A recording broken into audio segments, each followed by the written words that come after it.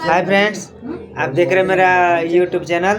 तो ये देखिए हमारे बगल में एक गणपति बापा बैठे हुए हैं, ये देखिए। और उनके बगल में रिद्धि सिद्धि माता है। और ये देखिए भोले शंकर की बाबा की यहाँ पे एक फोटो रखी हुई है, ये देखिए। और यहाँ पे है, ये भाभी है। हाय बोलो भाभी। हाय। और ये हमारी बीवी है। हाय बोला। अरे बोलो ना तका हो काका। हाय बोला। हाय बना। मौसी के भी हाय बना। मौसी बहुत अंदर बैठी है, मौसी नहीं बोलेगी।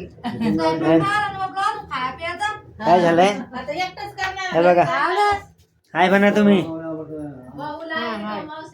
हाँ, आप लोगों से ये कहना है कि जितना भी हो सके लाइक करें, शेयर करें और सब्सक्राइब करना ना भूलें।